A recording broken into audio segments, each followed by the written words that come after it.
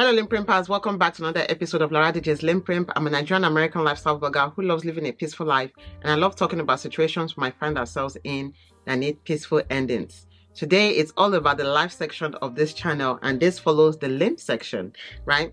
The life section covers news from Nigeria and America. I try to compare what's going on the news in those countries. As I've said, I'm a Nigerian, so of course I follow politics, I follow the news in Nigeria, and as an American, I also follow what's going on here as well. And I was trying to find a common denominator in both countries. I believe the last time I talked about this was during the election. I was comparing President Trump and the incoming president at the time, I believe. You know, you can check out the last live section that I did. I believe so. I think that's what it was. So for this time around, I'm comparing what's going on in Nigeria versus what's going on in the United States. Now, we are in September right now. We're in the fall months, and usually that's when COVID flu is usually starting to come back, right? So of course I thought it was the best time to talk about what's going on medically in my country and over here as well. So one thing I found out actually interesting when I was going over the medical news in Nigeria is that I'm looking down on my iPad real quick, is this news from The Guardian in Nigeria. 40% of pharmaceuticals drawn from traditional knowledge, says expert, is what the title said. And this was written by a guy called Musa Adekunle. Basically what he was talking about here is a lot of the medications that we have. This article was saying 40%, that's a big deal.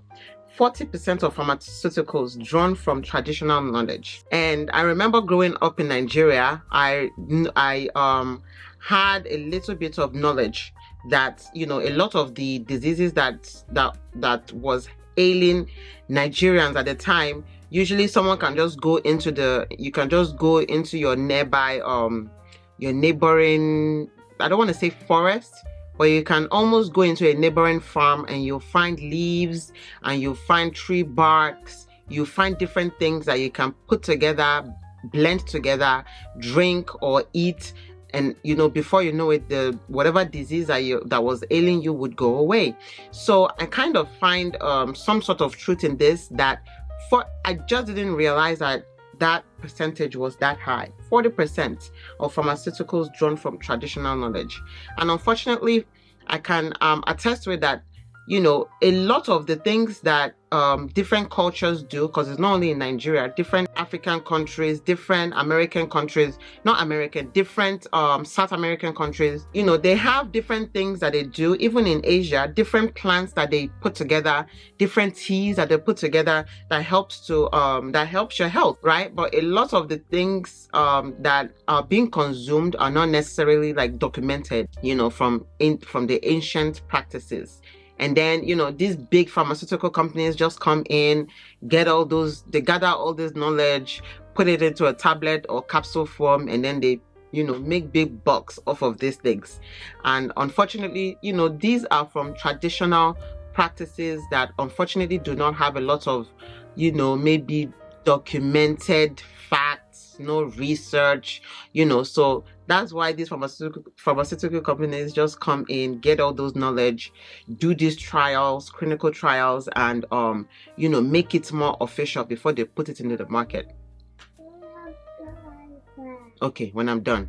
Okay, and also you know, some other chemicals are added to these things, you know, which might sometimes have side effects and adverse effects on whoever was taking it. Right? So this article actually was talking about the 2023 African Traditional Medicine Day celebration, and it was held in Nigeria Natural Medicine Development Agency, right? And this center is in Victoria Island, and there's a professor there called Professor Amos. He's a National Institute for Pharmaceutical Research and Development. He's a fellow at that place, at the National Institute for Pharmaceutical Research and Development. And you know what? On this channel, right, LinPRinP has forced me to to do a lot of things out of my comfort zone. And I'll tell you that this channel has definitely pushed me into an area where I'm learning a lot about what I should be doing in the future, right? So when I saw this article, I was like, oh, that is so cool, because I'm doing something, I'm trying to get myself into research. And this is funny because when I was in school, I definitely remember not liking research at all, right? So it's just, there's a lot of things going on in my life that I've realized how God works in my life. The things I really, really hate are the things that God is literally pushing me towards. And I remember when I was in school doing the, anatomy, human anatomy and physiology, and I did not like the cardiac system for anything. Maybe the professor, I don't know. But later on in life, I was pushed towards that path, and now I love the cardiac system, cardiovascular system like crazy. So it just, when I was looking at this this article, I was like, wait a second, I'm being pushed into pharmacy, I've been pushed into clinical research about medications, you know, and how they affect people. And then I saw this article and I was like, is this a message? Could be, right? And then he goes on to further say around 40% of pharmaceutical products today draw from nature and traditional knowledge. These include landmark drugs like aspirin. There are some medications that I've not heard of, but they probably call different names here. Artemisinin, vincristine, taxanins, I have no idea what these are, and some quinines and digoxin for heart conditions. So the importance of this article was they're trying to demonstrate the importance of collaboration between governmental bodies and traditional medicine practitioners, right? They want more formal recognition of traditional knowledge, right? It says he cited the formal recognition of traditional knowledge by the Biden-Harris administration in the United States as a positive precedent. So this is the first time, maybe the first time, or you know, that anybody is recognizing that traditional medicines, traditional knowledge of medicine is important, right? We must work with governmental agencies and higher authorities to ensure a formal recognition of our indigenous medicine, right? So I thought, you know, you can definitely go on the website. I'll put it in the link below. You can definitely check it and see, you know, the whole article. But I thought that was very important. Right, so that does it for the Nigerian aspect of medicine, and the other aspect and then I'll compare it with what's going on here in America. And from here I saw this article by Cecilia Smith Schoenwalder, and they're talking about let me see, one second.